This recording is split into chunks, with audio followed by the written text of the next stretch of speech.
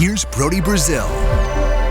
If you've got a great question or comment or contribution for this YouTube channel, I would love for you to call it in right now. 833-4-BRODY. That number goes straight to voicemail. You leave a great message, and then I get to respond to your very best calls in future videos. Hi, Brody. My name is Bill from upstate New York. I have been an athletics fan since 1970. Wow. Looking over the history of the athletics from Philadelphia in 1901 up to the present day, they've always had ownership woes. True. However, John Fisher has definitely got to take the cake. The question I have is, once the A's set up housekeeping in Las Vegas, what are they going to do about their AAA team, the Aviators, which are also making home in Las Vegas?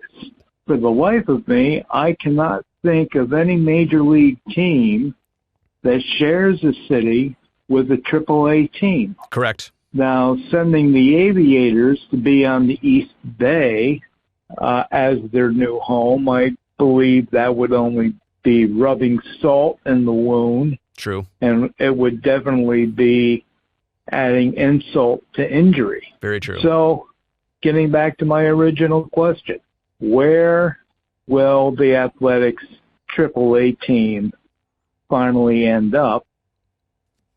And I think Bill's call got cut off there. I don't know if there was a time limit or a disconnection in the call, but Bill, thank you very much. I understand the message and I appreciate the question, maybe the concern for the Aviators as a franchise. And to your point, they are the Las Vegas Aviators. They've been the A's AAA affiliate for a handful of years now, going back to the late 2010s. Before that, the A's had an affiliate, their AAA affiliate in Nashville. Before that, it was the Sacramento River Cats, and the ballpark they play in right now, that was their AAA affiliate. So to be clear, the A's have had Las Vegas as their top AAA affiliate before there ever was even the intention to move to Las Vegas for the A's on a permanent basis. Also Summerlin is where this team plays. It's where their ballpark is. Technically a suburb of Las Vegas, a development of Las Vegas. It's on the western edge of the Las Vegas metro region, but that ballpark is nowhere near the Strip. It's nowhere near downtown Las Vegas. So it's a very suburban feel. It is separate. It's not like these two ballparks would be built and would be operating side by side in Las Vegas together. But Bill, that brings up the great point about how big Las Vegas is and isn't. Is it large enough to support two teams of a professional level, of a very high level, AAA and Major League Baseball? Because Las Vegas as a region is not that big. And to your point, no other region really across the country has ever done this before with a major and minor league team of the top level at AAA. Las Vegas is 29th in the United States as a region in population. And for perspective, if people wonder about Sacramento being big enough or not for Major League Baseball, Las Vegas is 2 behind Sacramento in the list of largest demographic regions in the United States. The A's have projected that 70% of their attendance when they build the new ballpark, 70% is going to come from local fans and local residents. So my point is here, as much as anybody would look at the A's situation and think they're playing on the Strip and like half the people there are going to be tourists or people traveling there for business conventions, even the A's have predicted and projected 70%, like a high majority. And 30% is definitely a big deal, but 70% still are coming from people that are residents of Las Vegas and Southern Nevada. And if that region is not big enough already, you're not drawing on tourists here. You're drawing on the locals to come to games, just like the Aviators have been. And I do want to point this out about Aviators attendance. You can look at the box scores, but you can also look at the game highlights. And there's a lot of nights where the announced attendance certainly does not match the actual attendance. And I'm saying that in a negative way for the Aviators. I wonder already how their team, their business is doing. They will announce 8, 9, 10,000, 11,000. I think their ballpark seats 12 or 14. Sometimes they'll call it a sellout.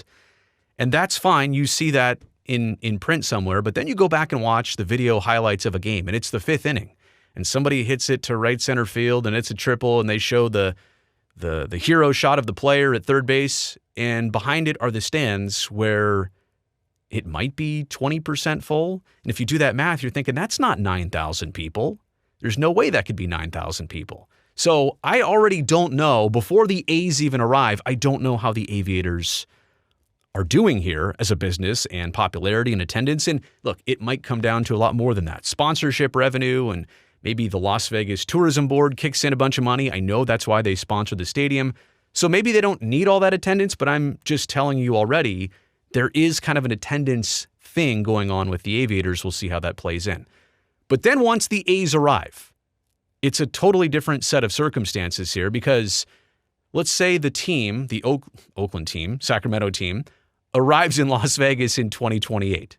And let's say that A's attendance has a honeymoon period, but let's say by 2030, it's not going so well, and the Aviators are still in town.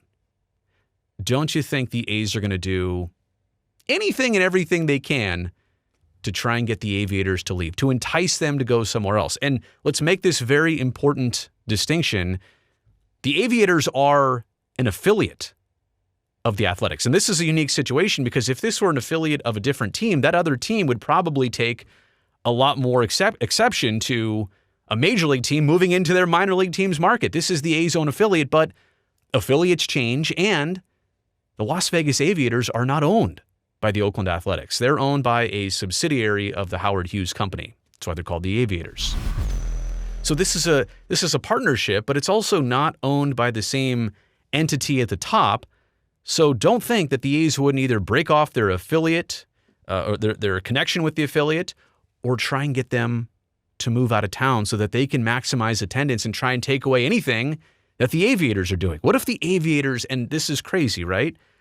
What if a lot of locals look at it and say, well, going to an Aviators game is still a better deal. It's outdoors, like the Major League Stadium is indoors, in a dome, down on the Strip. I don't want to go there because it's too crowded. It's like going to Times Square. I'm a local. I don't need to go where all the tourists are. What if the Aviators' attendance is like percentage-wise better than the A's? What do you think the A's are going to want the Aviators to do? So I don't see in any way here how this marriage, this partnership, this connection, I don't see how it goes so well that they both continue to exist, that they both thrive. Again, the Aviators are not owned by the A's. These two businesses are going to make separate business decisions eventually. I guess I'm saying I can't see how this works out in harmony.